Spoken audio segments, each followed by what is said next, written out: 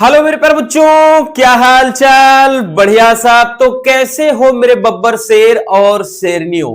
आशा करता हूं आप सभी एकदम मस्त होंगे, स्वस्थ होंगे और बेहतर तरीके से अपनी तैयारी कर रहे होंगे। और आपकी तैयारी में चार चांद लगाने के लिए मोनू सर ऐसे ही हाजिर रहेंगे। प्यारे बच्चों, आज के इस वीडियो में हम केमिस्ट्री में चैप्टर नंबर 5 जो कि कोऑर्डिनेशन कंपाउंड चैप्टर है, बोले तो उप संयोजन यौगिक, ये चैप्टर बड़ा ही इंटरेस्टिंग सा चैप्टर है। क्योंकि यहां से भैया आपका एक 4 से 5 नंबर का 100% क्वेश्चन फिक्स होता है। बाकी शॉर्ट में भी क्वेश्चन किया जाता है, लेकिन एक समस्या है बहुत सारे बच्चों के साथ कि सर ये चैप्टर बड़ा डिफिकल्ट है। अरे कुछ भी नहीं है भैया, मोनू सर आपके सामने है तो कुछ भी कठिन नहीं है। आज हम बहुत सिंपल तरीके से इस चैप्टर का निपटारा करने वाले हैं। इसमें कुछ टॉपिक ऐसे हैं 3 से 4 जो 100 में 100% पूछे जाने वाले हैं। जी बिल्कुल, आपने सही सुना, 100 में 100%। जैसे लिगेंड क्या है, इसका वर्गीकरण, साथ ही इसमें है वीबीटी, बोले तो संयोजकता आबंध सिद्धांत, वैलेंस बॉन्ड थ्योरी और उसकी कमियां, और इसके अलावा इसमें सीएफटी, क्रिस्टल फील्ड थ्योरी, बोले तो क्रिस्टल जो क्षेत्र सिद्धांत होता है, और साथ में एक और आता है वर्नर थ्योरी, मतलब वर्नर सिद्धांत। तो इसमें कुछ ऐसे टॉपिक हैं जो बहुत ज्यादा इंपॉर्टेंट है और कभी कभार 3 से 4 नंबर का इसमें आईयूपीएससी नाम भी दे देता है। तो बात सीधी सी है कि टॉपिक इंपॉर्टेंट वाले इसमें भर भर के हैं, जहां से 100% क्वेश्चन वो भी एकदम ठोस वाले हैं। और में है थोड़ा कंफ्यूजिंग हो सकता है, बट यहां पर जो क्वेश्चन होगा वो ठोस होगा, आपको देकर के जाएगा। तो चलिए सरल तरीके से निपटाते हैं। शुरुआत करते हैं प्यारे बच्चों पहले क्वेश्चन से कि भैया योगात्मक यौगिक क्या है। और जितनी बार भी हम वन शॉट लाते हैं हर बार ये चीज आपको बताते हैं, क्योंकि बच्चों इस चैप्टर में अगर आपको टॉपिक को अच्छे से समझना है प्यारे बच्चों, तो ये चीज जानना जरूरी है कि योगात्मक यौगिक या आणविक यौगिक क्या होता है और ये कितने टाइप का है। क्योंकि यहां से भैया शॉर्ट में भी प्रीवियस ईयर में हमने देखा है, पिछले 4 से 5 साल में कई बार क्वेश्चन किए गए हैं। बहुविकल्पी में भी किया जाता है और साथ में 2 नंबर वाले में भी क्वेश्चन आता है। ठीक, तो योगात्मक यौगिक क्या है, नाम में ही भी शब्दों की गहराई को समझिए बच्चों कि योगात्मक यौगिक। ठीक, योगात्मक का मतलब भाई योग का मतलब ही होता है जोड़। तो योगात्मक यौगिक क्या है, पहले परिभाषा देखते हैं कि जब 2 या 2 से अधिक सरल अस्थायी यौगिक को आणविक अनुपात में, मतलब इसमें ऐसा नहीं कि भाई चाह जैसा, उसमें उनको एक आणविक यानी अणुओं के अनुपात में मिला करके जब गर्म करते हैं फिर वाष्पित करेंगे, तो उसके बाद एक नया जो पदार्थ बनेगा, एक नए पदार्थ का क्रिस्टल बनेगा, यानी जो ठोस पदार्थ बनता है उसे ही कहते हैं योगात्मक यौगिक। ठीक, क्या कहते हैं प्यारे बच्चों, योगात्मक यौगिक कहते हैं। मतलब सीधी सी बात है, एक मिनट भैया, सीधी सी बात है कि जब क्या होता है 2 या 2 से अधिक, हमने क्या बताया कि 2 या 2 से अधिक सरल अस्थायी यौगिक को उनको आणविक अनुपात में मिलाकर जब गर्म करेंगे, गर्म करने के बाद उसका क्या है भैया, उसको वाष्पित करते हैं, मतलब भाई गर्म कर दो रख दे। गर्म करने के बाद जब आप उसको भैया ठंडा कर दोगे तो वो जाकर के एक सॉलिड, मतलब सॉलिड अवस्था में बन जाएगा, एक ठोस पदार्थ बना लेगा, जिसे क्या कहा जाता है, योगात्मक यौगिक कहा जाता है। ठीक है, तो पहले योगात्मक यौगिक का एक एग्जांपल ले लेते हैं। जैसे भैया यहां पे कोई एग्जांपल एक ले लिया कि भैया ले लेते हैं K2SO4, SO4 है, और इसको मिला दिया भैया Al2SO4। ठीक है, इसको मिला दिया इसके साथ में, और साथ में भैया 24 अणु जल के मिला दिया। तो मिला देंगे तो इनको मिलाने से कुछ ना कुछ बनेगा, बिल्कुल बनेगा।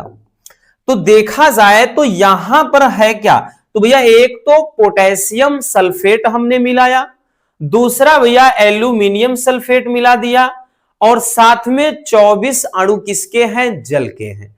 तो भैया इसमें क्या है, 2 या 2 से अधिक है कि नहीं भैया, दो या दो से अधिक यौगिक ही तो हैं। एक तो पोटेशियम सल्फेट, दूसरा एल्यूमिनियम सल्फेट, साथ में 24 अणु जल के हैं। अगर इनको मिला दोगे तो ये क्या बन जाएगा, K2SO4 इंटू का भैया ये Al2SO4 का होल थ्राइस और साथ में 24 अणु जल के।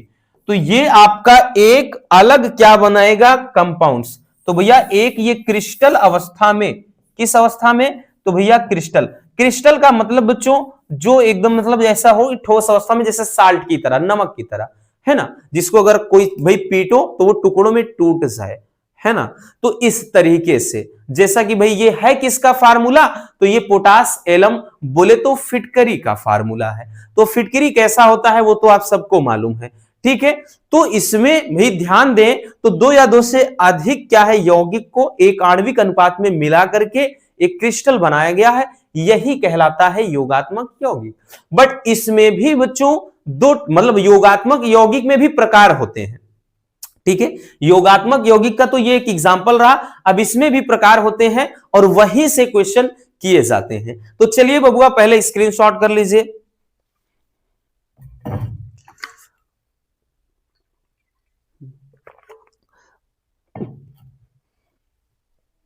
हो गया ना, चलिए अब आते हैं भैया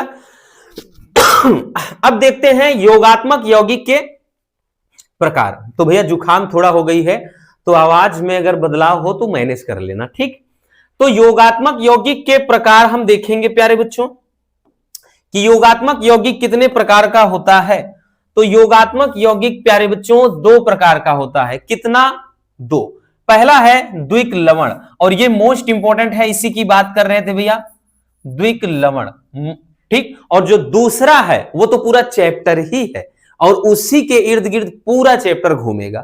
तो द्विक लवण बोले तो डबल साल्ट। द्विक लवण क्या है आपने पिछली कक्षाओं में भी पढ़ा है, नहीं पढ़ा है डोंट वरी, आज समझते हैं। द्विक लवण डबल साल्ट नाम ही है। तो भैया ऐसे यौगिक जिन्हें जल में घोलने पर अपने आयनों में, एकदम सिंपल वाली परिभाषा बताएंगे क्योंकि सबसे ज्यादा बच्चों को तकलीफ तभी होती है कि जब भैया पता चले सब कुछ समझ में आ जाए लेकिन परिभाषा यूं लंबा चौड़ा लिखना हो तो मुश्किल वही हो जाती है। तो हम क्यों ना परिभाषा ही एकदम सरल समझें। तो ऐसे यौगिक जिन्हें जल में घोलने पर, यही भाई आप जल में उनको घोल देते हो, अपने आयनों में वियोजित हो जाए यानी टूट जाए।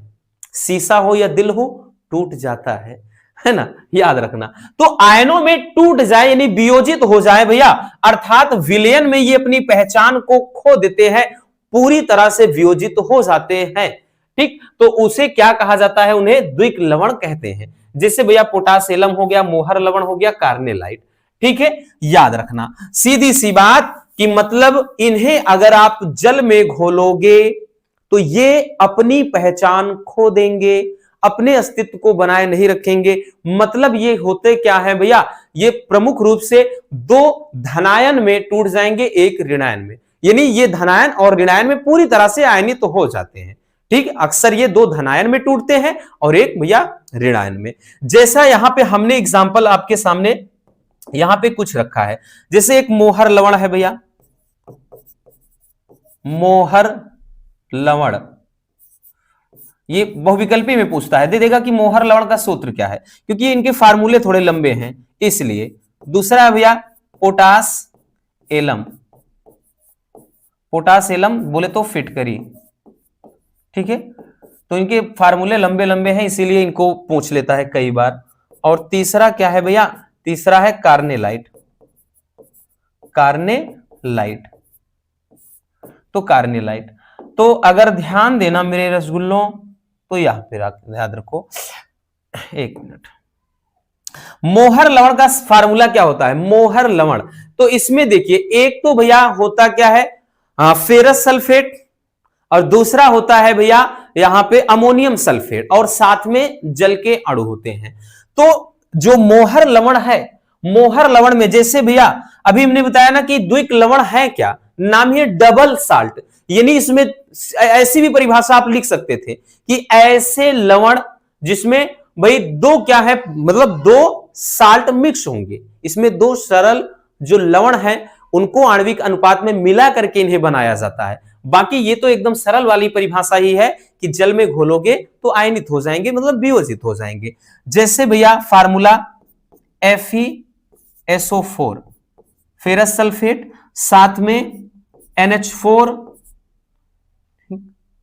का ये होल ट्वाइस इंटू SO4 यानी अमोनियम सल्फेट, और साथ में भैया 6H2O यानी 6 अणु किसके, जल के हो जाते हैं। तो ये फार्मूला आपका हो जाता है मोहर लवण का। भाई फिटकरी का तो पता ही है, K2SO4 ठीक, पोटेशियम सल्फेट, और साथ में Al2SO4 का होल थ्राइस इंटू 24H2O, और साथ में भैया जो ये कार्नेलाइट होता है इसका फार्मूला होता है KCl इंटू MgCl2, और साथ में भैया 6H2O। तो यहां पे ये फार्मूला याद रखना क्योंकि फार्मूला बहुत ज्यादा जरूरी है। तो ये हो जाएगा द्विक लवण, बोले तो डबल साल्ट। और भी बहुत सारे एग्जांपल्स हैं, बट आपको दो से भाई एक दो याद रखो, बहुत है, ज्यादा आपको नहीं समझना क्योंकि वन शॉट है, वन शॉट में टू द पॉइंट चीजों को समझना होता है। चलिए स्क्रीनशॉट कर लीजिए बबुआ।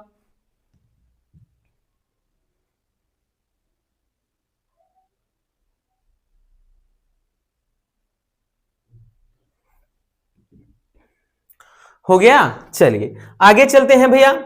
अगला है कि उपसहसंयोजक यौगिक अथवा संकुल यौगिक, और हमारा चैप्टर ही यही है कि उपसहसंयोजन यौगिक कह लें या उपसहसंयोजक यौगिक अथवा संकुल यौगिक क्या है। तो भैया वेरी वेरी इंपॉर्टेंट है, और पूरा चैप्टर ही तो यही है, हमें पूरे चैप्टर में पढ़ना इसी के बारे में है कि उपसहसंयोजक यौगिक से संबंधित भाई वर्नर सिद्धांत क्या है, उसके बाद CFT क्या है, VBT क्या है, इसका यूपीएससी नाम, तो सब कुछ इसी पर है। अब देखिए भैया योगात्मक यौगिक में हमने दो बताया, एक तो आपने देख लिया डबल साल्ट बोले तो द्विक लवण, अब दूसरा जो होता है वो होता है उपसहसंयोजक यौगिक। तो उसी का जस्ट उल्टा कर दो, उसमें परिभाषा आपने क्या देखा, आपने परिभाषा ये पढ़ा कि ऐसे लवण जिन्हें जल में या फिर ऐसे यौगिक जिन्हें जल में घोलने पर वो आयनित हो जाते हैं पूरी तरह, यानी अपने भाई पहचान को या अपने अस्तित्व को समाप्त कर देते हैं, घुल जाएंगे।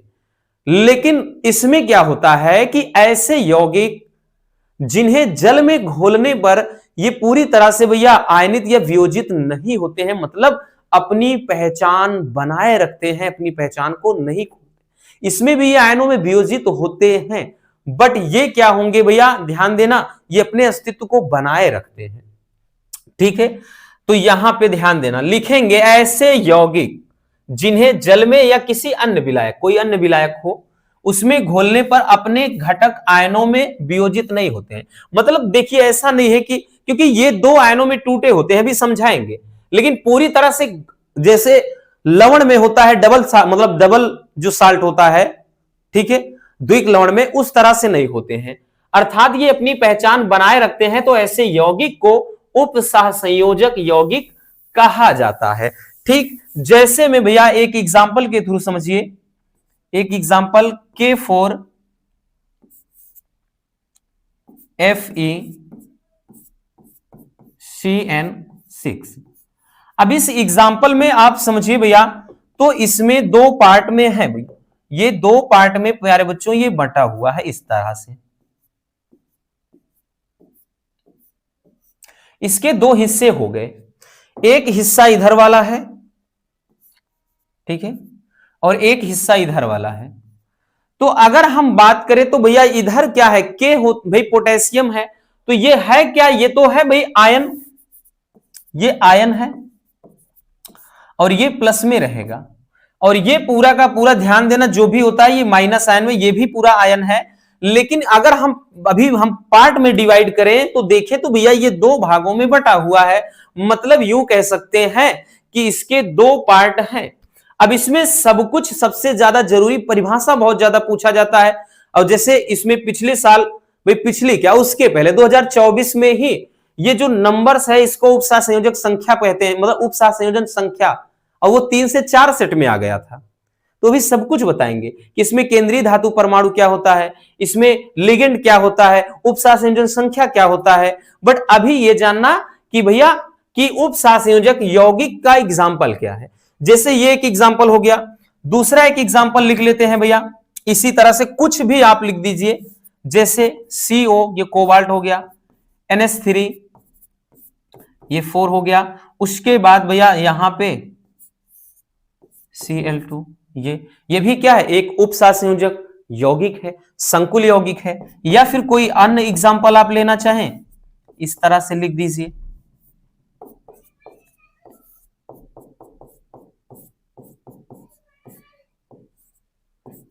ऐसे तो भैया ये भी हो गया।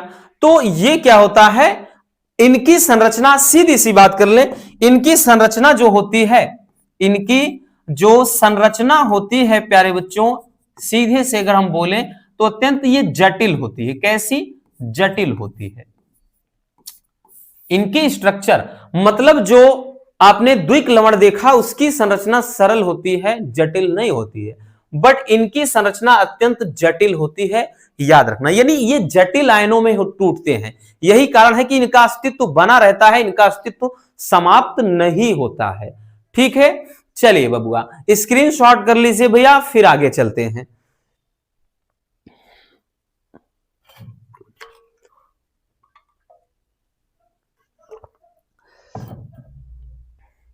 हो गया, आगे चलते हैं। आगे देखते हैं भैया,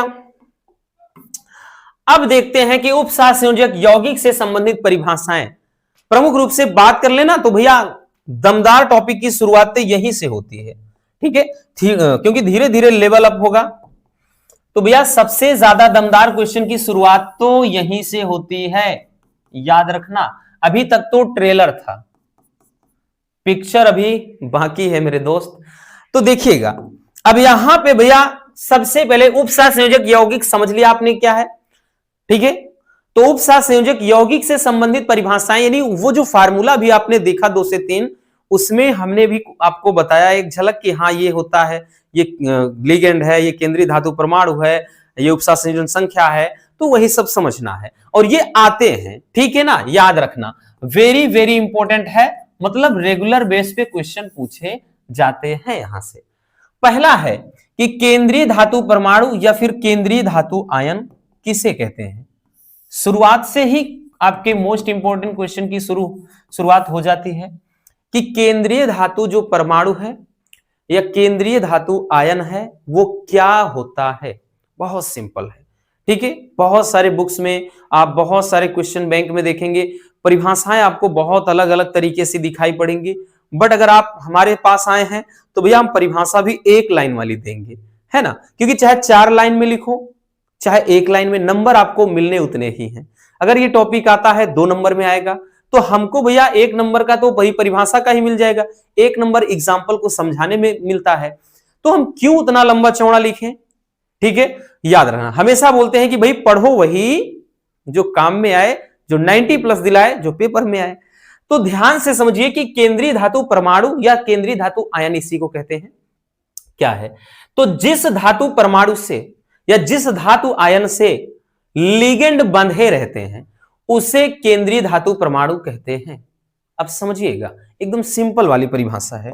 अभी भाई एग्जाम्पल हमने आपके सामने एक एग्जाम्पल रखा था, एक ही एग्जाम्पल पकड़कर चलते हैं और हम हमेशा से ऐसा ही करते हैं ताकि किसी स्टूडेंट के कोई प्रॉब्लम ना हो।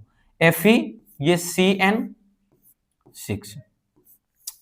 अभी हमने क्या कहा, अभी इसमें आपको एक बात हमने बताई कि जिस धातु परमाणु या आयन से लिगेंड बंधा हो। अब भाई लिगेंड क्या है वो भी आगे जानेंगे, बट अभी इतना जानो तो भैया एक चीज अभी केवल इतना समझ लो, थोड़ी देर के लिए दिमाग में ये चीज डाल लो कि ये प्यारे बच्चों जो कोष्टक के अंदर है इसे बोला जाता है लिगेंड। यानी इस वाले कोष्टक के जस्ट बाद जो होता है उसको केंद्रीय धातु परमाणु बोला जाता है। अब इस वाले कोष्टक में और इसके बाद जो रहेगा कोष्टक में, ठीक, यानी इस बड़े वाले कोष्टक के अंदर ही वो लिगेंड रहेगा। बट यहां इसके बाद जो होता है केंद्रीय धातु परमाणु। तो अगर Fe को ध्यान से आप देखिए तो Fe को गौर फरमाइए बच्चों, ये बंधा किससे है, तो Cn से। कैसे बंधा है चलिए थोड़ा समझ लेते हैं एक झलक। जो Fe है ये भैया नाम ही है केंद्रीय धातु, तो ये केंद्र में हो जाता है। अब इसके साथ जो Cn है वो भैया इसके साथ 6 Cn लगा है। एक Cn जैसे यहां लगा दो, एक Cn यहां लगा दो, एक Cn भैया यहां लगा दिया, एक Cn प्यारे बच्चों यहां लगा दो, ठीक है। अब उसके बाद जो बचा खुचा है जैसे एक Cn यहां लगा दो, एक Cn यहां लगा दो, तो टोटल भैया इस Fe के साथ टोटल कितने 6 Cn जुड़े हुए हैं। तो यहां पर परिभाषा में क्या बोला गया कि जिस धातु परमाणु या फिर आयन से या आयन के साथ लिगेंड बंधे होते हैं, तो भैया यही बोल रहा है जिस धातु परमाणु या आयन के साथ ये लिगेंड जो होता है बंधा रहता है, ये Cn इसी से डायरेक्टली जुड़ा है, क्योंकि ये जो Cn है इसको केंद्रीय धातु परमाणु देता है, मतलब लिगेंड के पास हमेशा दाता परमाणु होगा, यानी देने वाला जब भी देता छप्पर फाड़ के। तो भैया देने वाला कौन है? लिगेंड है, Cn है, और लेने वाला कौन है? तो भैया यहां पर रिसीवर Fe है।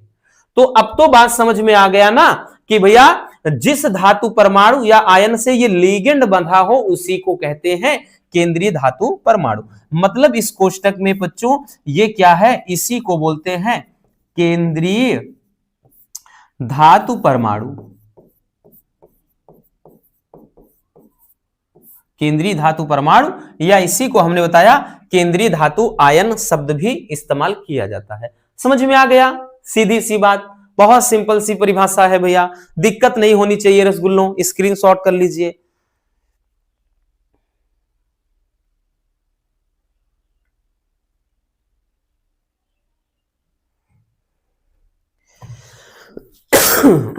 हो गया?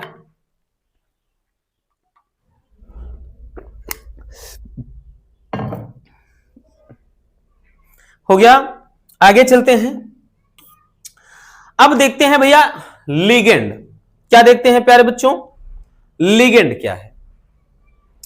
अब लिगेंड ये भी बहुत ज्यादा इंपॉर्टेंट है। ये तो भैया 3 नंबर वाले में भी पूछा जाता है, बट अगर वैसे आएगा तो 2 नंबर नहीं तो 3 या ज्यादातर 4 नंबर में देखने को मिला है।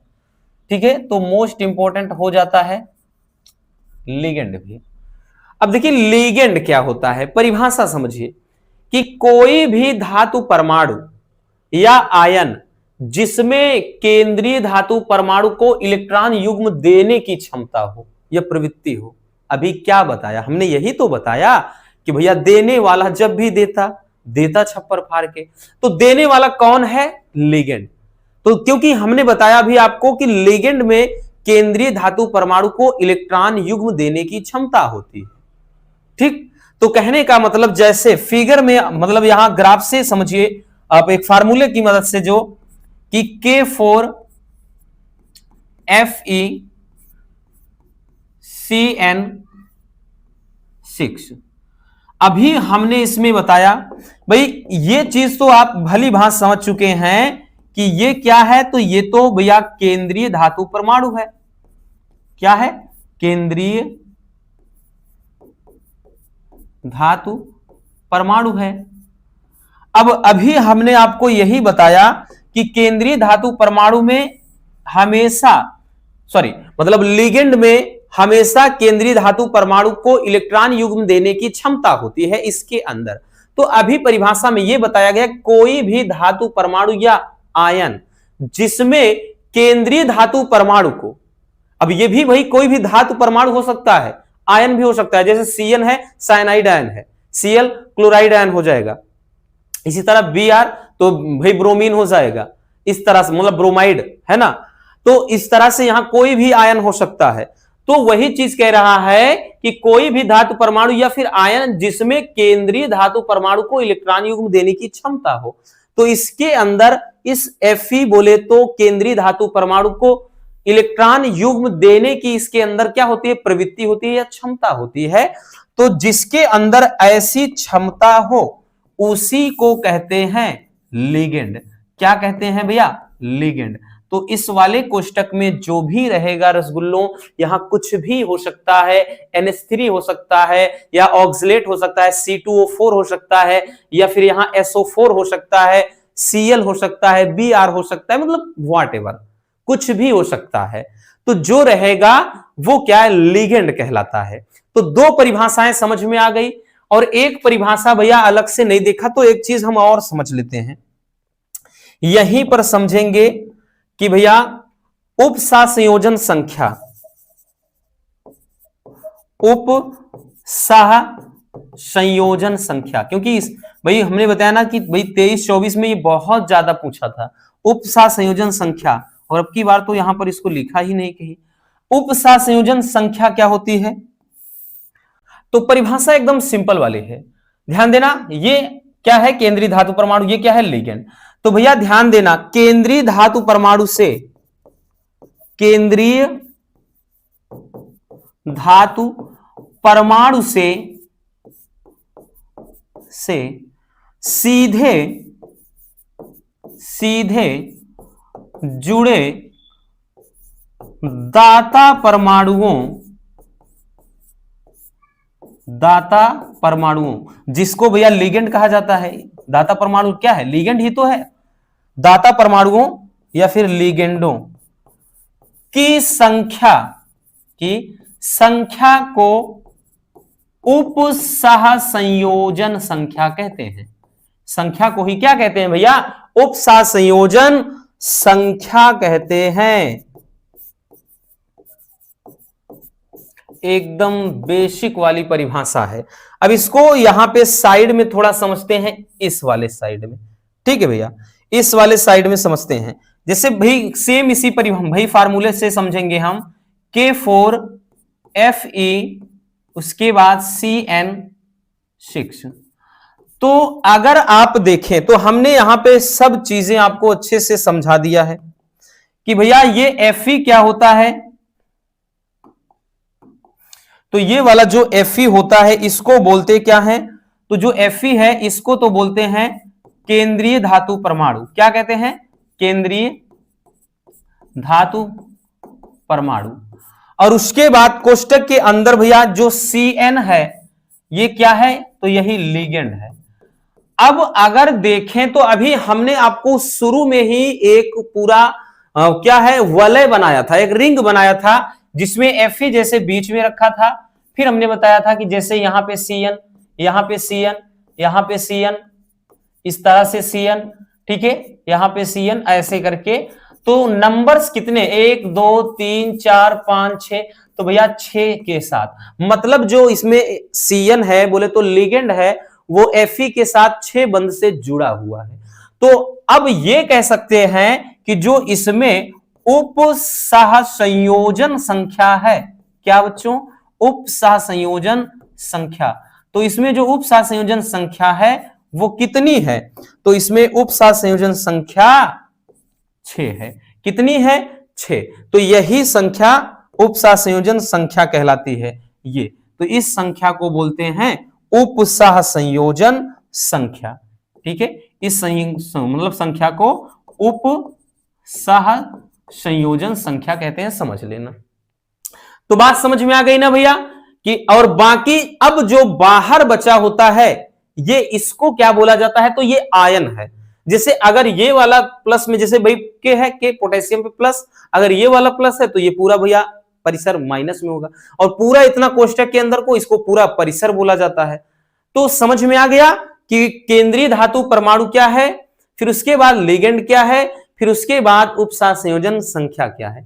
अब जैसे अगर आपसे हम पूछ ले, कोई एक एग्जांपल दे दें भैया, जैसे भैया इसी में K3Fe लिख लिया, उसके बाद NH3, उसके बाद 5 करके यहां पे, तो केंद्रीय धातु परमाणु क्या है? Fe, और लिगेंड क्या है? NH3। उसके बाद उप सहसंयोजन संख्या कितनी है? 5। ऐसे एग्जांपल दे देगा, वो पूछ लेगा इसमें उप सहसंयोजन संख्या कितनी है, तो भैया ये नंबर ही उप सहसंयोजन संख्या कहलाती है। आई बात समझ में मेरे प्यारे रसगुल्लों? बिल्कुल आ गई होगी। चलिए स्क्रीनशॉट कर लीजिए भैया।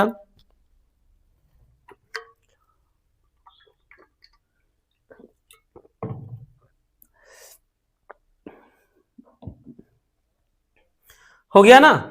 आगे चलते हैं, अगला देखते हैं भैया। अब देखिए लिगेंड तो देख लिया ना, अब हम लिगेंड के प्रकार में समझते हैं, ठीक है। हम क्या समझेंगे? आवेश के आधार पर लिगेंड के प्रकार, ठीक है। लिगेंड तो देख लिया कि लिगेंड है क्या। तो लिगेंड में हमने बताया कि जिसके अंदर केंद्रीय धातु परमाणु को इलेक्ट्रॉन युग्म देने की क्षमता हो, लिगेंड होता है। अब लिगेंड के प्रकार में देखेंगे तो लिगेंड भाई दो टाइप से इनको रखा गया है। एक तो आवेश के आधार पर लिगेंड को बांटा गया है, और दूसरा जो है तो भैया वो बहुत ज्यादा इंपॉर्टेंट है। दूसरा जो आता है क्या है, आगे बताते हैं। तो पहले जान लेते हैं कि आवेश के आधार पर लिगेंड कितने प्रकार। आवेश के आधार पर लिगेंड, भाई लिगेंड मुख्यतः 3 प्रकार के होते हैं। कितने प्रकार बच्चों? 3 प्रकार के, जिसमें पहला है धन आवेशित लिगेंड। अब देखिए ये टॉपिक ऐसे है, रटना नहीं, बस एक बार देखिए चीजें क्लियर होती चली जाएंगी। तो भैया धनावेशित लिगेंड, जैसा कि नाम से ही जाहिर हो रहा है, धन आवेशित, ऐसे लिगेंड जिन पर क्या हो, धन आवेश हो, यानी जिन पर प्लस चार्ज हो, वो धनावेशित लिगेंड कहलाते हैं। ठीक है, क्या कहलाते हैं भैया? धनावेशित लिगेंड। तो ऐसा लिगेंड जिस पर धन आवेश उपस्थित होता है उसे धनावेशित लिगेंड कहते हैं। लाइक दैट हम एग्जांपल ले लेते हैं। ठीक है भैया, एग्जांपल ले लिए, जैसे एग्जांपल में भाई कोई भी एग्जांपल ले लो, जैसे ले लिया NO, मान लेते हैं इस पे प्लस है, इसी तरह से NO2, ठीक, इसी तरह से भैया, तो ये सभी के सभी, इन पर देखिए कौन सा भाई चार्ज कौन सा है? प्लस है। ठीक, तो इन पे प्लस चार्ज है, तो ये सबके सब कौन से लिगेंड हो जाएंगे? तो हम यूं कहेंगे भैया ये क्या है? धन आवेशित लिगेंड होंगे, क्योंकि इन पे धन आवेश उपस्थित होता है। तो ऐसे लिगेंड जिन पर धन आवेश उपस्थित हो, ऐसे लिगेंड को धनावेशित लिगेंड कहते हैं। बाकी और कुछ आपको नहीं समझना है, बस परिभाषा जानना है बस। और लिगेंड से एक क्वेश्चन बनता है, फिर से बता दे रहे हैं भैया, और ये चीज हम बार बार आपको बोलते हैं। ठीक है ना, चलिए स्क्रीनशॉट कर लीजिए पहले।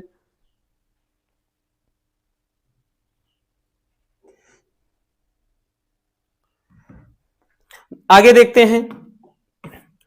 अब दूसरा है भैया ऋण आवेशित लिगेंड। क्या है प्यारे बच्चों? ऋण आवेशित लिगेंड। अब देखिए धन आवेशित में तो क्या था? ऐसा लिगेंड जिसपे धन आवेश हो, वो धनावेशित लिगेंड। अब ऋण आवेशित लिगेंड क्या है? तो ऐसा लिगेंड भाई जिसपे ऋण आवेश हो, ठीक है, यानी ऋण चार्ज हो, माइनस चार्ज हो भैया, उसे ऋण आवेशित लिगेंड कहेंगे। परिभाषा में वही लिखना है, ऐसा लिगेंड जिसपे ऋण आवेश उपस्थित हो उसे ऋणावेशित लिगेंड कहेंगे। जैसा कि भैया एग्जाम्पल के थ्रू आपके सामने देते हैं, जैसे Cl पे माइनस है, उसके बाद भाई ये Br ले लिया माइनस, उसके बाद भैया Cn साइनाइड आयन है माइनस।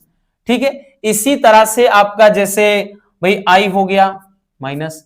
तो इन सभी पे ETC कर दीजिए, या इतना रखिए बहुत है। इन सब पे अगर आप भाई नजर डालें तो कौन सा चार्ज, कौन सा आयन दिखाई पड़ रहा है? तो हम कहेंगे इन पे सब पे ऋण चार्ज है। ठीक है ना। फिर उसके बाद अगला जो होता है प्यारे बच्चों, वो होता है उदासीन लिगेंड। अब देखिए भाई उदासीन है तो मतलब नाम में ही सब कुछ है। अब धनावेशित में धन आवेश था, ऋणावेशित में ऋण आवेश था, बट उदासीन लिगेंड पे ऐसा लिगेंड जिसपे ना तो धन आवेश हो और ना तो ऋण आवेश हो, तो ऐसे लिगेंड को क्या कहेंगे? उदासीन लिगेंड कहेंगे। तो ऐसा लिगेंड जिस पर कोई आवेश ना हो, ठीक है, कोई चार्ज ना हो, ना तो धन हो ना तो भैया ऋण हो, तो ऐसे लिगेंड को उदासीन लिगेंड कहा जाता है। जैसे कि एग्जांपल के थ्रू भैया, अब देखिए उदासीन लिगेंड में जैसे H2O, ठीक है, उसके बाद NH3, ठीक, याद रखना H2O NH3 हो गया। अब उसके बाद हम बात कर लें, ठीक है, अभी दिमाग में नहीं आ रहा, बस इतना याद रखो, ये उदासीन में आ जाएंगे। और उसके बाद जैसे हाँ PH3 हो गया, ठीक, तो ये सबके सब भैया किस में आएंगे? उदासीन लिगेंड में आएंगे। इन पे कोई भी चार्ज नहीं होता है, मतलब भाई ना तो धनावेश ना तो ऋणावेश, ठीक, इनकी ऑक्सीडेशन नंबर भी 0 ही होती है। ठीक, आई बात समझ में? तो समझ में आ गया ना धनावेशित लिगेंड क्या है, ऋणावेशित लिगेंड क्या है और उदासीन लिगेंड क्या है। चलिए स्क्रीनशॉट कर लीजिए, फिर आगे चलते हैं।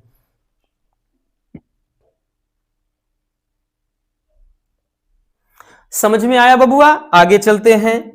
आगे है भैया अब दाता परमाणुओं की संख्या के आधार पर लिगेंड के प्रकार, इसी के बारे में अपन बात कर रहे थे। तो ये तो भैया वेरी वेरी इंपॉर्टेंट टॉपिक है, ठीक है, इस चैप्टर का, कि दाता परमाणु यहीं से अलग अलग पूछ लेता है। जैसे सब पूछेगा तो 3 नंबर में, ठीक है, अलग अलग जैसे पूछ लिया, एक दंतुर लिगेंड की परिभाषा लिखिए, द्विदंतुर लिगेंड की, बहुदंतुर लिगेंड की परिभाषा लिखिए, अलग अलग। तो दाता परमाणुओं की संख्या के आधार पर बात कर रहा है, मतलब अब की बार जो लिगेंड होता है वो कितने इलेक्ट्रॉन युग्म दान कर रहा है, उसके आधार पर लिगेंड को कितने भागों में बांटा गया है। तो दाता परमाणुओं की लिगेंड भाई संख्या के आधार पर लिगेंड के प्रकार में प्यारे बच्चों, पहला जो लिगेंड होगा एक दंतुर लिगेंड, ठीक है। अब इसमें वैसे देखो तो एक दंतुर, द्विदंतुर, त्रिदंतुर, चतुर्दंतुर, पंचदंतुर, चाहे जितना बोलो, लेकिन इसमें भी 3 ही बना दिया है प्रमुख, एक दंतुर, द्विदंतुर और डायरेक्टली बहुदंतुर लिगेंड, ठीक, लिगेंड। तो एक दंतुर लिगेंड क्या होता है? तो ऐसा लिगेंड, ध्यान देना, जिसमें केंद्रीय धातु परमाणु को क्या करे, जो लिगेंड क्या कहते हैं, सॉरी, मतलब ऐसा लिगेंड जिसके पास एक दाता परमाणु उपस्थित हो, अर्थात वो क्या है, केंद्रीय धातु परमाणु को एकाकी इलेक्ट्रॉन युग्म ही प्रदान करता है, तो ऐसा लिगेंड कहलाएगा एक दंतुर लिगेंड। क्या कहलाएगा भैया? एक दंतुर लिगेंड कहलाएगा।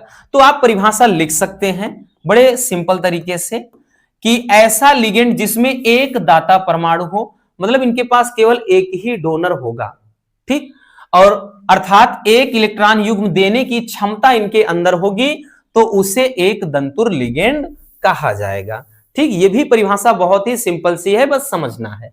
जैसे एक एग्जांपल देखिए, क्योंकि सभी में प्यारे बच्चों सबसे ज्यादा जो जरूरी है वो कहीं ना कहीं भैया उदाहरण ही जरूरी है। क्या है? उदाहरण ही जरूरी। कोई एग्जांपल, अब एक दंतुर वाले में अभी तक आपने जो धनावेशित, ऋणावेशित और उदासीन लिगेंड देखा, सब में अगर आपने एक चीज नोटिस किया होगा तो सभी में एक ही था, दो नहीं था। जैसे एग्जांपल उठा लीजिए Cl, मतलब Cn, तो इन भाई माइनस है, लेकिन Cn क्या एक ही है। इसी तरह से जैसे भैया NO उठा लिया प्लस, तो ये भी तो NO है, एक ही है।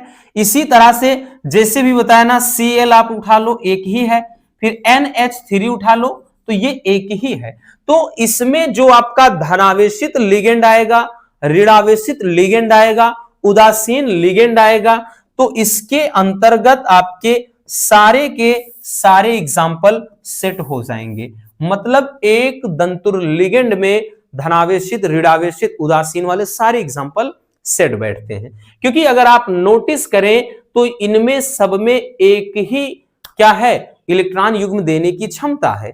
तो भैया जैसे भी बताया ना, कोष्टक में आप NH3 लिख दो, तो इसका मतलब ये NH3 क्या है, एक ही अणु है, ठीक, एक ही अणु है, याद रखना। आई बात समझ में? चलिए स्क्रीनशॉट कर लीजिए बबुआ।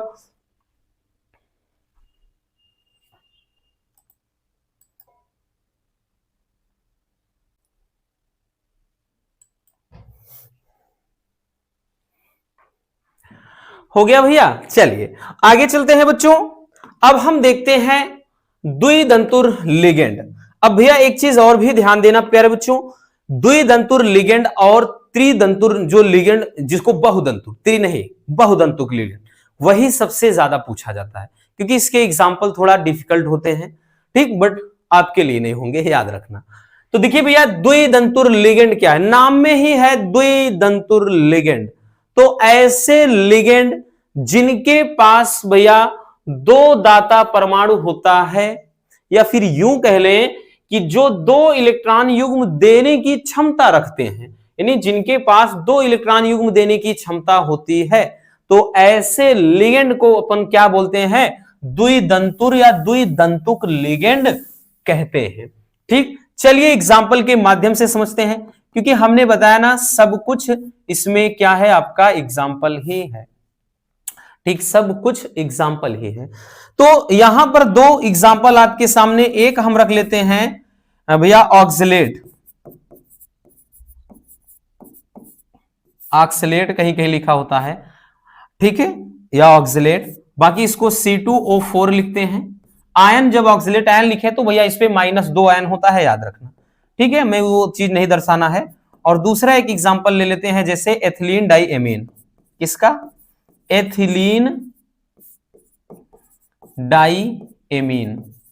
तो एथिलीन डाइएमीन का हो गया, जिसको EN शॉर्ट में, और इस पे जो चार्ज होता है वो 0 होता है। तो अगर इसका एग्जांपल भाई पहले वाले का एग्जांपल बात करें, इस वाले का, तो इसका जो ऑक्सिलेट का होगा भैया, इसका एग्जांपल जैसे भाई हमने बताया C2O4, तो यहां पे इसका फार्मूला आप लिखना चाहेंगे तो इस तरह से लिख सकते हैं।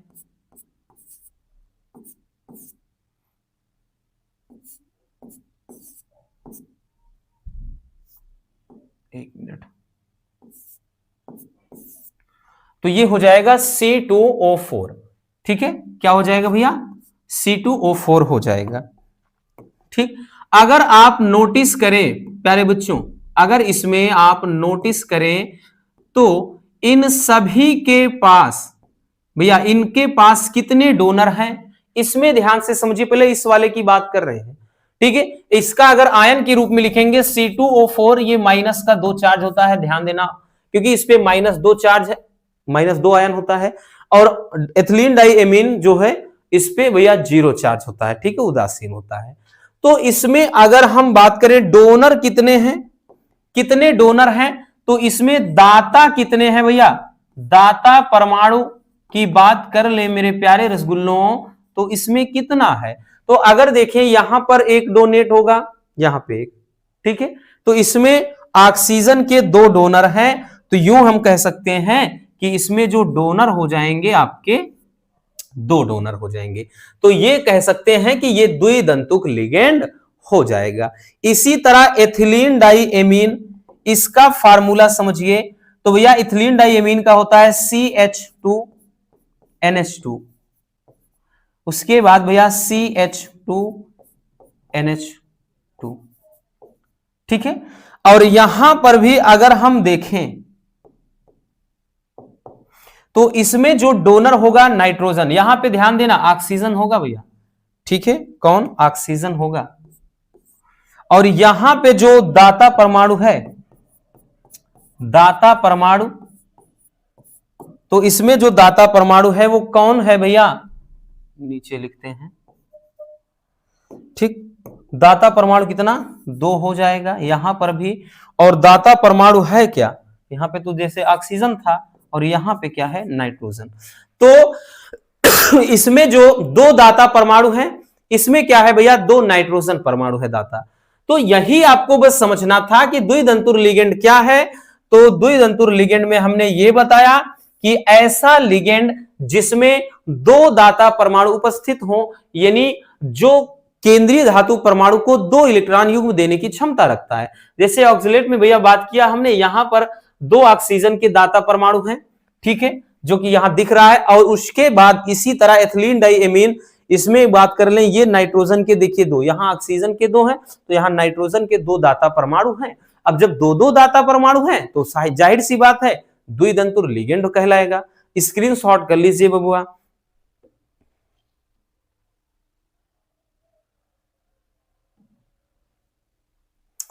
हो गया ना? चलिए आगे चलते हैं भैया।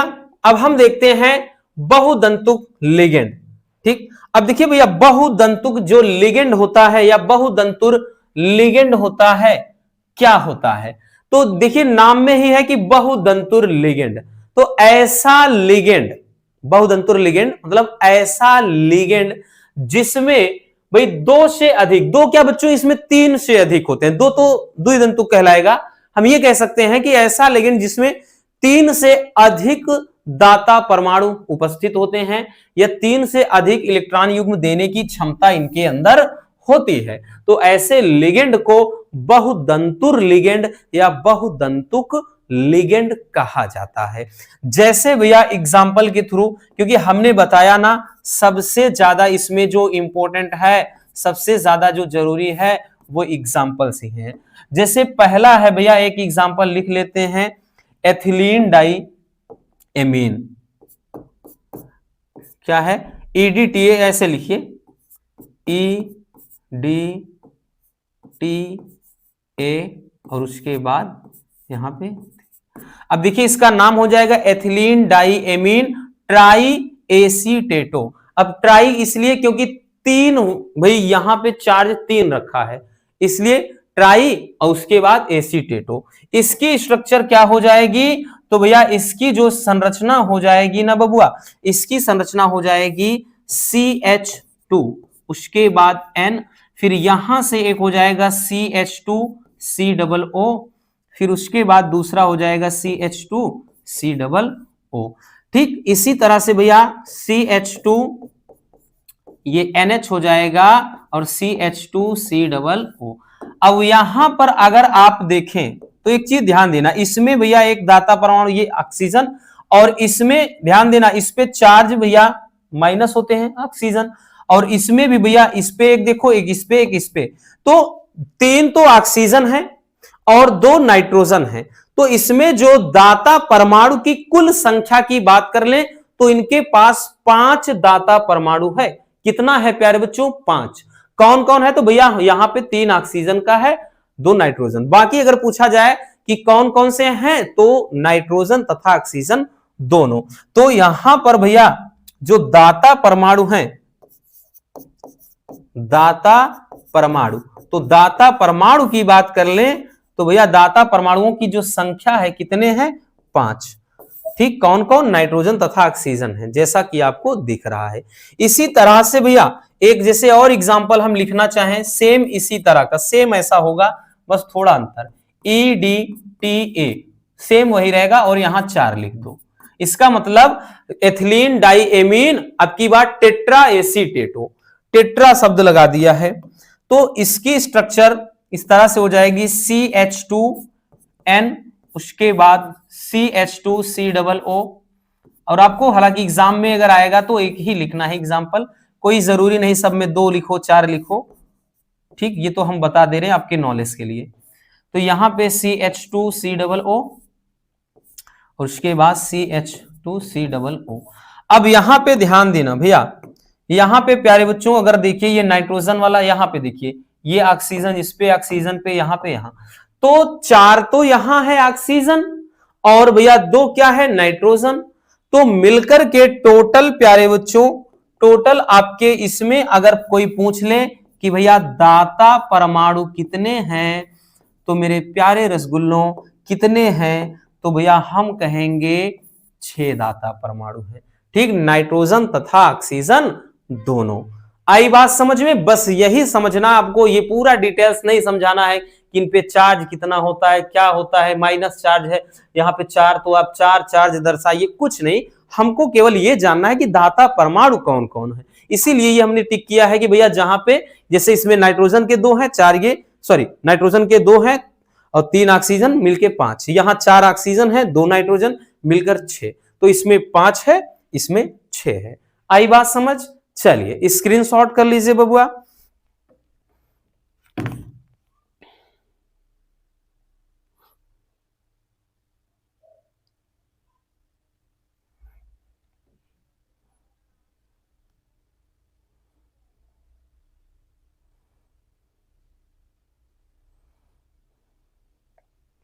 हो गया, चलिए अब देखते हैं नेक्स्ट टॉपिक को। चलिए भैया अब आ जाते हैं इस चैप्टर के सबसे दमदार वाले टॉपिक पर। ठीक है, अब यहीं से आपके लॉन्ग वाले जो कि 4 नंबर में पूछे जाते हैं, 5 नंबर में पूछे जाते हैं, यहीं से इनकी शुरुआत यहीं से होती है भैया। तो वेरी वेरी इंपॉर्टेंट ये टॉपिक है प्यारे बच्चों। ठीक है, बोर्ड एग्जाम के नजरिए से बहुत ज्यादा इंपॉर्टेंट है और 100% आपको मानकर चलना ही पड़ेगा इन पर, इतना आपको टाइम देना है कि संयोजकता आबंध सिद्धांत क्या है। कभी कभार संयोजकता आबंध सिद्धांत ना पूछकर डायरेक्टली पूछ लेगा VBT क्या है, डायरेक्ट ऐसे पूछ लेता है। ठीक है, तो चलिए देखते हैं, बहुत ज्यादा रटना है नहीं भैया, बस थोड़ा सा समझना है। और टॉपिक में तो हमने इसको न जाने कितनी बार वैसे भी करवा दिया है, अगर नहीं देखा कोई दिक्कत ना, आज क्लियर हो जाएगा। ठीक है, अभी तक आपको भले ये बहुत ज्यादा कठिन लग रहा होगा, लेकिन आज पढ़ने के बाद नहीं लगेगा कि ये कठिन भी होता है। देखिए इस सिद्धांत को, ये जो VBT का सिद्धांत है, वैलेंस बॉन्ड थ्योरी का, इसे लाइनस पॉलिंग नामक वैज्ञानिक ने दिया था, यानी प्रमुख रूप से इन्होंने ही बताया। इस सिद्धांत के द्वारा संकुल यौगिक, जिसे उपसंयोजन यौगिक कहा जाता है, इन्होंने इसके त्रिविमीय ज्यामिति यानी 3 डायमेंशनल स्ट्रक्चर को बताया, साथ ही अनुचुंबकीय गुण को। मतलब जो संयोजकता का आबंध सिद्धांत है या वीबीटी का जो सिद्धांत है, ये प्रमुख रूप से संकुल यौगिक के त्रिविम ज्यामिति को बताता है और साथ ही अनुचुंबकीय गुण को बताता है। अब इस सिद्धांत में होता क्या है भैया, चलिए देखते हैं कि इस सिद्धांत के अंतर्गत क्या होता है। ठीक है, चलिए भैया, सिद्धांत के अनुसार समझना, इस सिद्धांत में होता क्या है। पहली बात, टू द पॉइंट लिखेंगे, क्योंकि ऐसे अगर थ्योरी की तरह लिखाएंगे तब चीजें आप 100% है भूल जाओगे, लेकिन अगर एक नंबर वाइज लिखाएंगे तो इससे चीजें दिमाग में एकदम स्टोर हो जाएंगी अच्छे से। तो एक एक पॉइंट समझते चलना, ठीक है, एकदम बढ़िया से दिमाग लगाना कि इन्होंने बताया कि किसी संकुल यौगिक में, मतलब कोई भी उपसंयोजन यौगिक है या कोई संकुल यौगिक, भाई वही चीज है दोनों, अथवा ठीक, में केंद्रीय धातु परमाणु में उपसंयोजन संख्या के बराबर रिक्त स्थान या रिक्त कक्षक होता है। समझने का प्रयास करिए। कोई हम केंद्रीय धातु परमाणु ले लें, सॉरी मतलब कोई संकुल यौगिक ले लें, K4 FeCN6, अभी तक पूरा यही देखते चले आए हैं। अब इसमें भैया हमको ये पता है कि ये क्या होता है, तो केंद्रीय धातु परमाणु क्या होता है, केंद्रीय धातु परमाणु, ये केंद्रीय धातु परमाणु होता है। और उसके बाद भैया, और ध्यान देना ये जो नंबर है, क्योंकि इसमें समझना यही है, इसमें 2 बातें कही गई हैं तो उसी पर फोकस करते हैं। ये जो नंबर होता है इसको बोलते हैं उप सह संयोजन संख्या, या इसी को कहते हैं समन्वयन संख्या। और ये चीज तो भैया हमने स्टार्टिंग में ही आपको बताई है, ठीक है ना। उपसंयोजन मतलब केंद्रीय धातु परमाणु ये चीज होता है, और ये चीज उपसंयोजन संख्या या समन्वयन संख्या कोष्टक के अंदर जो होता है इसको लिगेंड कहते हैं, ठीक है। और ये तो आपका आयन है, ठीक। अब यहां पर ये चीज इसमें बोला क्या गया है, पहले उसको समझते हैं। बोला यह गया है कि किसी संकुल यौगिक में, ये एक संकुल यौगिक है, इसमें यह बताया गया कि केंद्रीय धातु परमाणु में, ये जो केंद्रीय धातु परमाणु है जो कि Fe, इसमें कह रहा है कि उपसंयोजन संख्या के बराबर, मतलब उपसंयोजन संख्या 6 है, इसके बराबर रिक्त कक्षक होता है। मतलब भैया हमको ये पता है कि जो मतलब लिगेंड होता है केंद्रीय धातु परमाणु को इलेक्ट्रॉन युग्म देता है, और ये बात हम भली भांति जानते हैं, ये जानते हैं। अब इसको देता है, जाहिर सी बात है भैया, अगर ये इसको दे रहा है तो इसके पास प्यारे बच्चों उतने रिक्त कक्षक होने चाहिए, क्योंकि हमने बताया ना कि जो लिगेंड है वो केंद्रीय धातु परमाणु के साथ यहां पे 6 बंध बनाएगा, 6 उपसंयोजन, यानी कुल 6 बंध के साथ इसके साथ जुड़ेगा, जैसा कि फिगर में इसके पहले बता चुके हैं। तो इसके पास अगर 6 रिक्त कक्षक होंगे ही नहीं तो कहां पर भैया, आप मार्केट चले जाओ, आपने 12 बॉल ले ली, गोली ले ली, कुछ भी ले लिया, ठीक है, आपके पास भाई 2 जेब हैं, दोनों खाली हैं, तो आप एक में भरे हो 12, दूसरा पूरा खाली है। तो अगर जैसे बराबर करना है, ठीक है, तो क्या करेंगे, तो आप दोनों को मैनेज करना है, तो आप 6-6 बांट लीजिए। तो इसका मतलब यह है कि अगर आपने एक में 6 लिया है, दूसरा 6 बच रहा है, तो इसका मतलब 6 के लिए और रिक्त स्थान होना चाहिए। तो यहीं पर अगर ये 6 नंबर है, उपसंयोजन संख्या 6 है, तो इसका मतलब इसके पास भी 6 रिक्त कक्षक होने चाहिए, तभी जाकर के ये मैटर बराबर होगा। आई बात समझ, पहला पॉइंट समझ में आ गया ना। तो पहले यहां तक स्क्रीनशॉट कर लीजिए भैया।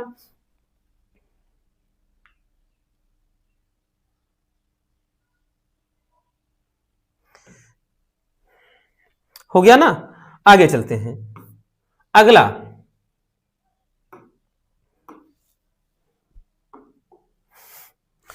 है कि केंद्रीय धातु परमाणु में रिक्त कक्षक संकरित होकर समान संख्या में समान ऊर्जा के नए संकरित कक्षक का निर्माण करते हैं। इसको थोड़ा ऊपर चढ़ा दिया गया है, शायद दिख भी नहीं रहा होगा, दिख रहा है, हाँ दिख रहा है। तो देखिए कह रहा है कि दूसरा पॉइंट यह है कि केंद्रीय धातु परमाणु में जो रिक्त कक्षक हैं संकरित होकर समान संख्या में समान ऊर्जा के नए संकरित कक्षक का निर्माण करते हैं। और यह चीज भाई संकरण आपने 11th में पढ़ा है, नहीं भी पढ़ा है तो यहां आपको गहराई में घुसने की जरूरत नहीं है, क्योंकि आपको इतना लंबा एक्सप्लेन करना है नहीं, क्योंकि वैसे भी ये टॉपिक लंबा होता है। तो 4 नंबर में भाई वही चीज लिखना है, टू द पॉइंट।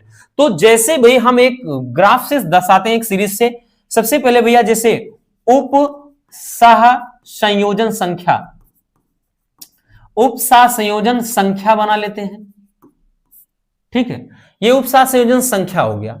उसके बाद एक संकरण का कक्षक बना लेते हैं और एक ज्यामितीय संरचना, एक ज्यामितीय संरचना।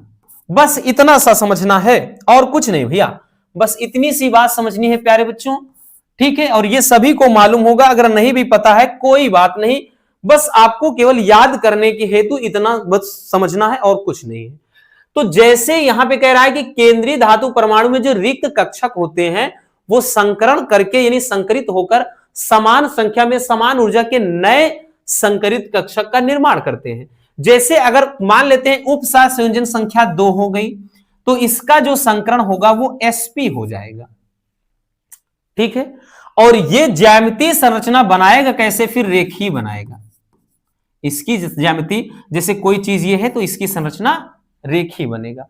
उसके बाद भैया अगर उप सह संयोजन संख्या 4 हो जाए तो ये संकरण बनाएगा sp3 बनाएगा, याद रखना।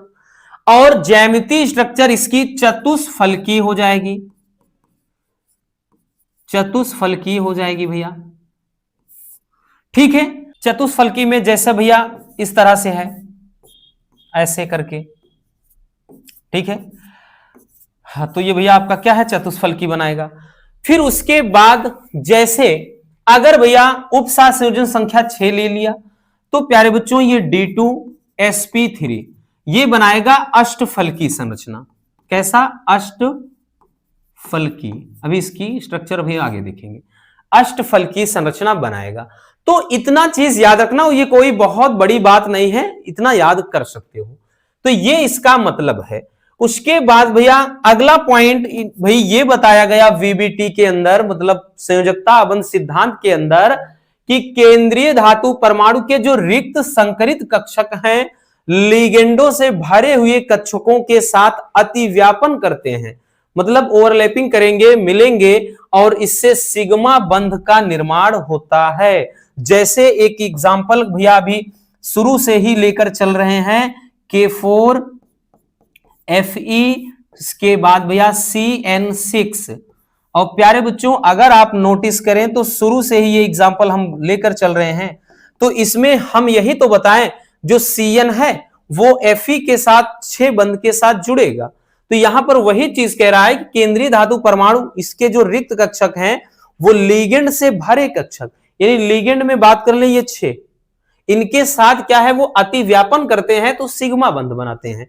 तो केंद्रीय धातु परमाणु में जैसे क्या है Fe है तो यहां पे ये Fe हो गया, ठीक है भैया। और Cn इसके साथ में प्यारे बच्चों CN6 कर देना है, मतलब जैसे यहां पे इस तरह से ये Cn हो गया, ठीक। इसके बाद भैया यहां पे Cn, फिर प्यारे बच्चों ये हो गया Cn, यहां पे Cn और ये Cn, और इसके साथ बनाते क्या हैं तो भैया ये सिग्मा बंध बनाते हैं। तो बस यही चीज आपको यहां समझना था। वही चीज बताया गया कि केंद्रीय धातु परमाणु के रिक्त संकरित कक्षक लिगेंडों से, भाई ये क्या है Cn क्या है, लिगेंड ही है, तो लिगेंडों से भरे हुए कक्षकों के साथ अतिव्यापन करते हैं और कौन सा बंध बनाते हैं, सिग्मा बंध बनाते हैं। बस आपको बहुत गहराई में नहीं जाना है। आई बात समझ में? तो पहले इतना भी स्क्रीनशॉट कर लीजिए भैया, हो गया ना। चलिए आगे चलते हैं, कुछ और भी बातें इसमें हैं। और जो है भैया अगला है कि प्रत्येक, चौथा पॉइंट, कि प्रत्येक लिगेंड के पास कम से कम एक कक्षक होता है जिसके पास एकाकी इलेक्ट्रॉन युग्म होता है। भाई ये चीज तो शुरू से ही देखते चले आए हैं कि प्रत्येक लिगेंड के पास कम से कम एक कक्षक तो होगा जिसके पास एकाकी इलेक्ट्रॉन युग्म देने की क्षमता होगी। दूसरा है भैया कि यदि किसी संकुल के पास एक से अधिक युग्मित इलेक्ट्रॉन है, युग्मित मतलब जोड़ा, ठीक है, तो वह संकुल जो होगा अनुचुंबकीय गुण दर्शाएगा। ठीक है, समझना भैया, कह रहा है कि यदि संकुल के पास जो युग्मित इलेक्ट्रॉन का जोड़ा होगा वो तब वो जाकर के जो संकुल यौगिक होगा, ठीक है, वो कैसा गुण दर्शाएगा, अनुचुंबकीय गुण दर्शाएगा, क्योंकि ये अनुचुंबकीय गुण को भी बताता है। और दूसरी भाई अगली बात ये बताया गया कि यदि संकुल यौगिक में उपस्थित सभी इलेक्ट्रॉन युग्मित हो तब जाकर के वो कैसा गुण दर्शाएगा, प्रतिचुंबकीय। अब अनुचुंबकीय क्या है, जिनमें मैग्नेटिज्म का गुण पाया जाए। प्रतिचुंबकीय क्या है, जिनमें भाई चुंबकत्व का गुण ना पाया जाए, यानी मैग्नेटिज्म का गुण ना हो, अगर हो तो ना के बराबर। और ये चीज अगर याद हो तो डी तथा एफ ब्लॉक में पढ़े हैं, उसमें डी ब्लॉक के तत्व में कि इनका उपयोग संकुल यौगिक में किया जाता है, उत्प्रेरक के रूप में किया जाता है। तो आ गया ना भैया यहीं पर, ठीक है। चलिए तो इसको भी स्क्रीनशॉट कर लीजिए बबुआ।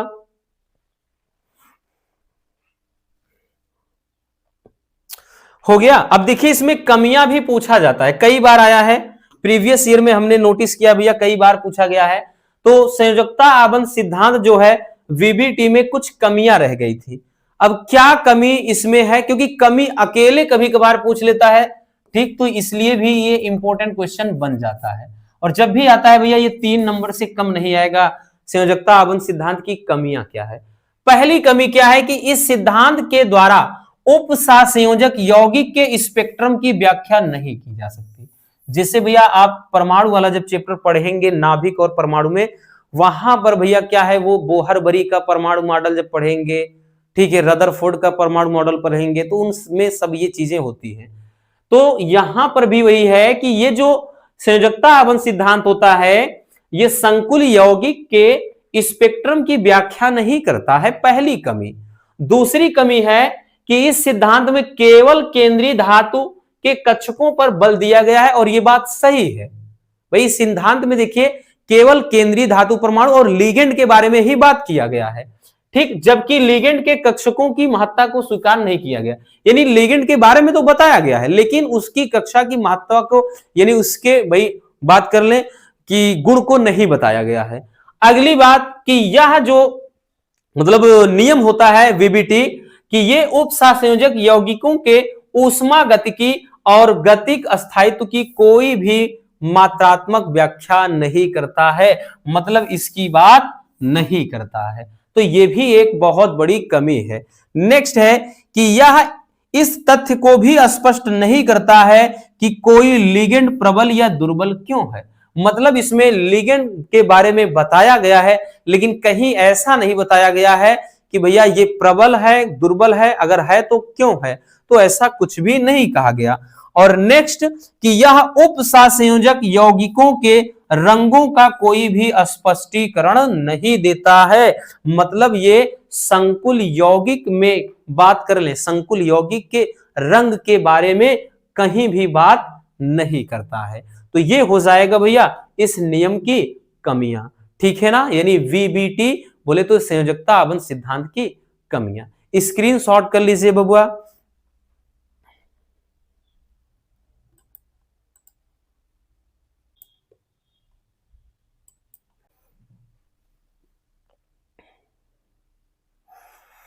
हो गया भैया। चलिए आगे चलते हैं बच्चों।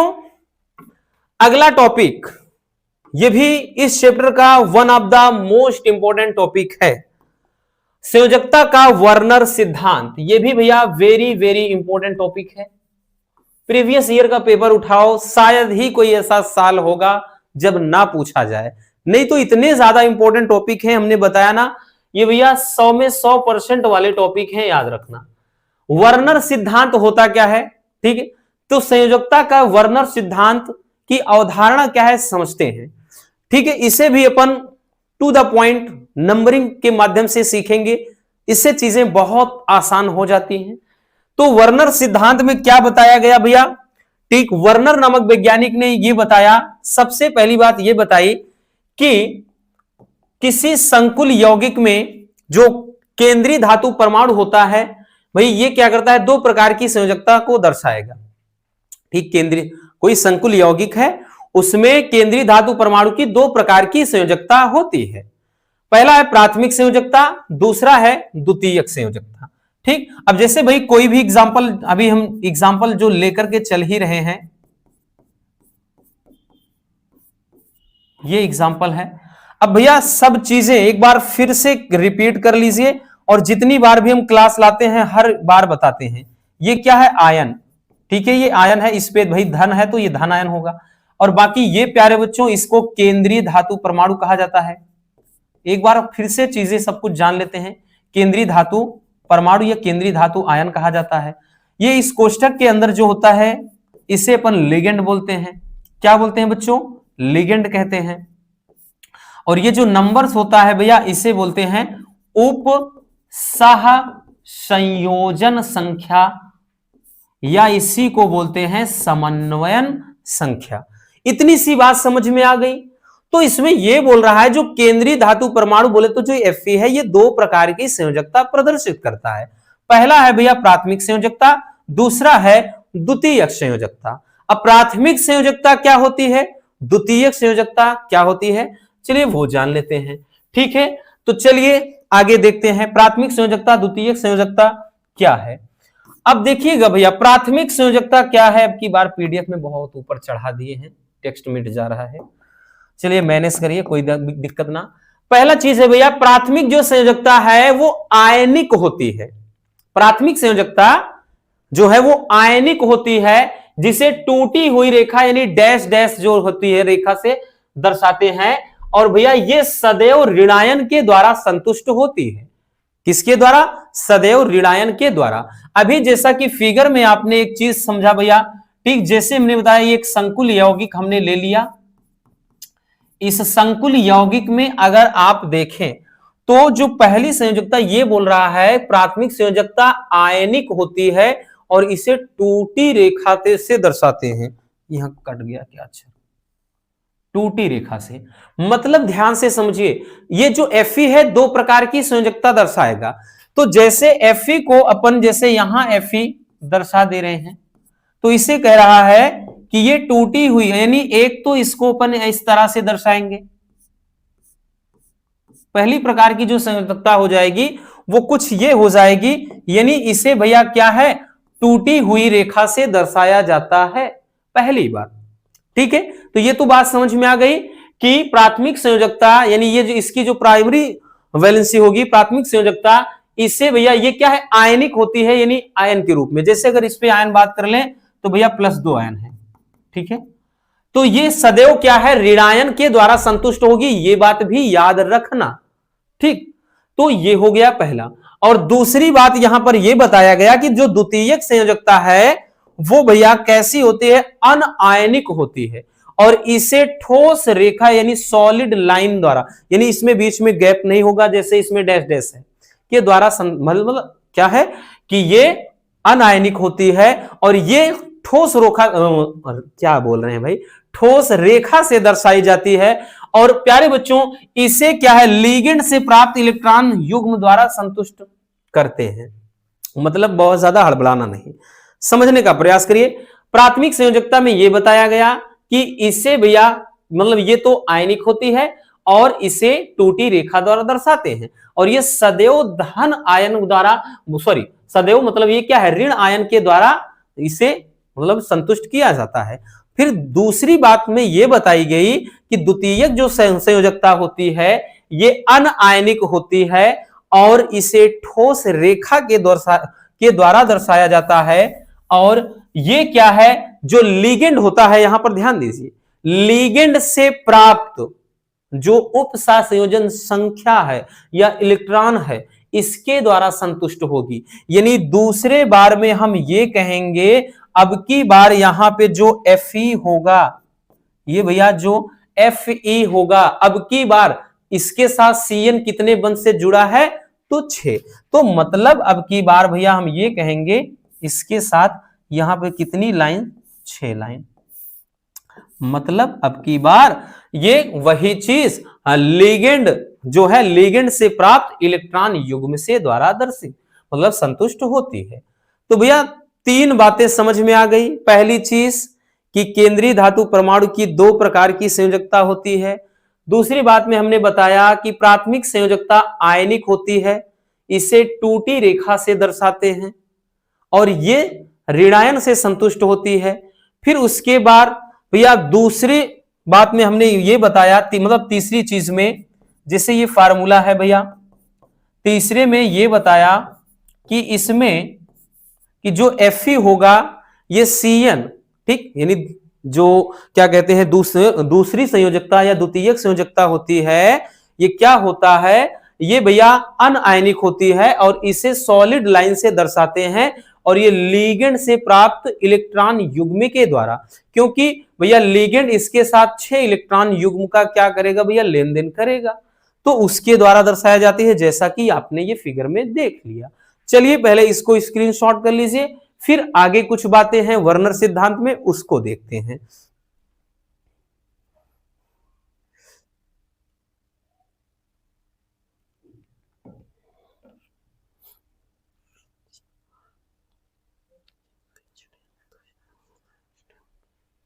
हो गया भैया, चलिए आगे देखते हैं मेरे प्यारे रसगुल्लों। अगला है चौथा पॉइंट कि प्रत्येक धातु परमाणु अपनी दोनों संयोजकताओं को संतुष्ट करना चाहता है, और यह चीज भाई बताने की जरूरत नहीं है, अभी आपने देखा, ठीक ही मतलब क्या था कि भाई पहली संयोजकता किस प्रकार संतुष्ट हो रही थी और दूसरी, तो यहां पर वही चीज बता गया कि प्रत्येक जो धातु परमाणु है अपनी दोनों संयोजकताओं को संतुष्ट करना चाहता है।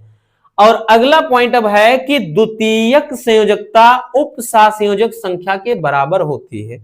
ये एक चीज ध्यान देना भैया, जैसे द्वितीयक संयोजकता, अभी जैसे इसमें एग्जाम्पल हमने लिखा भैया कि K4FeCN6, ठीक है, K4FeCN6, अगर आप इसे ध्यान से समझें प्यारे बच्चों, तो इसमें अगर ध्यान से समझें तो जो द्वितीयक संयोजकता हमेशा हमने बताया कि वो उप सहसंयोजन संख्या के बराबर होगी।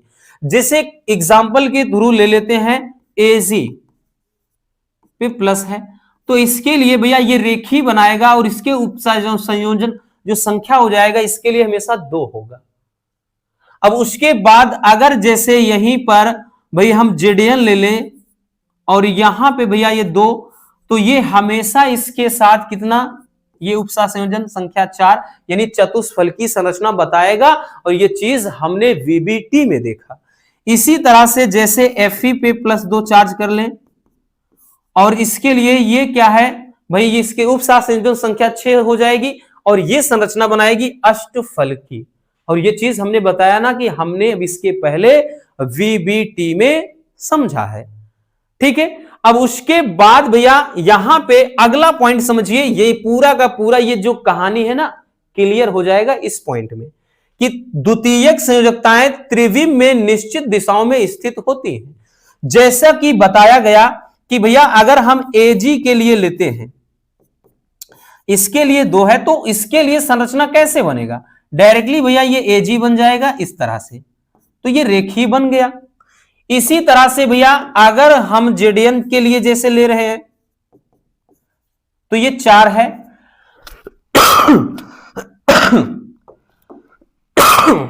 खांसी भी बढ़ रही है। इसके लिए जैसे, तो अभी जैसे हमने बताया ना भैया, कोई भी चीज लेके इस तरह से, तो ये क्या है, चतुष्फल की बन जाएगा, ठीक है। बाकी हमको इसके लिए लेंगे तो भैया क्या बनेगा, अष्टफल की, और अष्टफलकी वाला ही समझना है अच्छे से।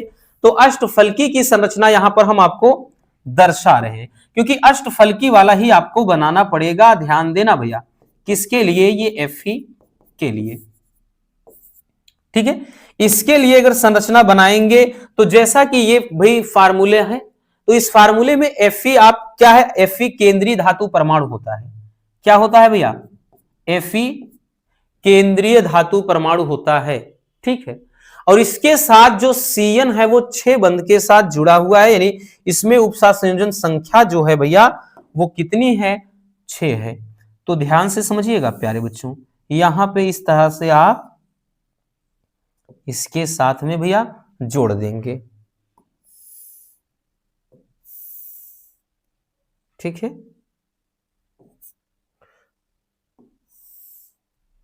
ऐसे यहां पे बीच में आप इसको लिखिए या ना लिखिए कोई दिक्कत ना, हटा देंगे तो ज्यादा बेटर होगा, थोड़ा जगह भी, ठीक है। अब तो मतलब समझ ही गए होंगे,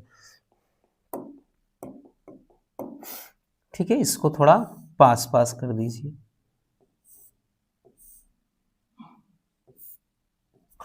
अब एक चीज ध्यान दो, अगर इनको मिला देते हैं, इनको मिला दिया जाए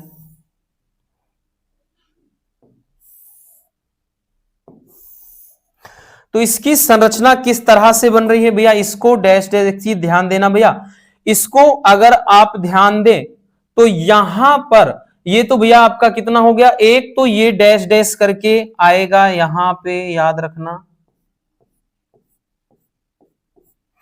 ठीक है। ये यहां पे, ठीक, और ये नीचे है,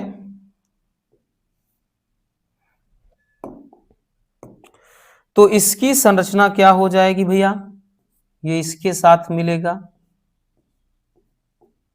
और ये इस तरह से, ठीक।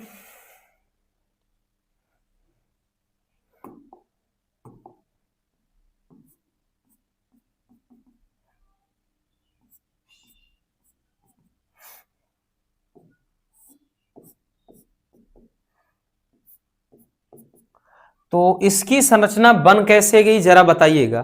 तो ये पूरा एक, जैसे आपने देखा होगा कि कार्बन के अपर रूप बोले तो हीरे की स्ट्रक्चर, सेम उसी तरीके से बना है कि नहीं भैया, सेम उसी तरीके से बना है कि नहीं।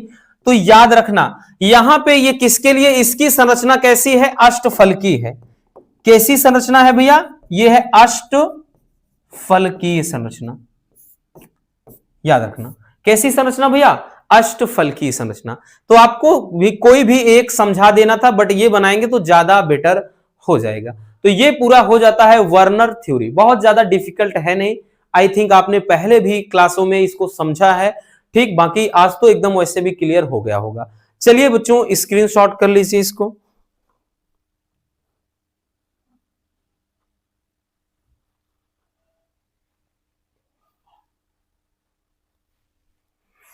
हो गया भैया। चलिए आगे देखते हैं, अगला जो टॉपिक है वो भी बहुत ज्यादा इंपॉर्टेंट है।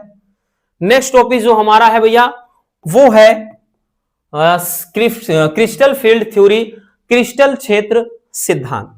अब क्रिस्टल क्षेत्र सिद्धांत क्या होता है, यहां पूरा डिटेल्स में नहीं समझाएंगे, क्योंकि भाई आपको मालूम है कि तबीयत ठीक नहीं है, लंबी क्लास लेने में सर में थोड़ा दिक्कत शुरू हो जाती है, और वैसे भी हो सकता है जब आप ये वीडियो देख रहे हो एग्जाम टाइम में तब तो बात अलग ही रहेगी, लेकिन इतना जरूर कहेंगे कि हाँ स्क्रीनशॉट करने का मौका दे रहे हैं। बाकी ऐसा नहीं है कि इसको छोड़ रहे हैं, इस वीडियो की जो भाई लिंक है इस वीडियो के डिस्क्रिप्शन में डाल दे रहे हैं, तो उसको भी देख लेना, ठीक है भैया। तो इतना स्क्रीनशॉट करते चलिए बबुआ, कर लीजिए इसको, इसीलिए बताए हैं क्योंकि ये भी भाई टॉप जो आपके क्वेश्चन है इस चैप्टर के उनमें ये भी है।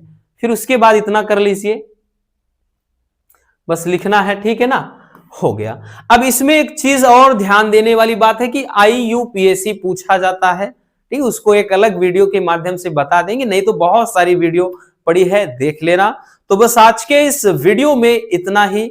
उम्मीद है आप सबको आज की ये क्लास काफी ज्यादा पसंद आई होगी, और जो भी 1-2 नंबर वाले कुछ और क्वेश्चन है जैसे होमोलेप्टिक संकुल, हेट्रोलेप्टिक संकुल, उसके बाद भैया इसमें आता है जैसे लिगेंड में ही आपका पूछा जाता है ना, क्या कहते हैं ना, याद नहीं आ रहा है, जो पूछा जाता है भाई क्या बोलते हैं, और 1-2 टॉपिक है अभी दिमाग में नहीं आ रहा है। तो वो एक जो 2 नंबर 3 नंबर वाले अगर 1-2 छूटते भी हैं तो जो जब हम 2 नंबर वाले 3 नंबर वाले इंपॉर्टेंट क्वेश्चन लाएंगे तो उसमें कवर करवा देंगे। इसके बारे में मत सोचना कि एक दो टॉपिक छूट गया है, ठीक है, हम बोल रहे हैं करवा देंगे। मिलते हैं किसी और शानदार टॉपिक के साथ। Love you, bye bye, take care. और हाँ, एक प्यारा सा कमेंट बॉक्स में छोड़ दीजिएगा।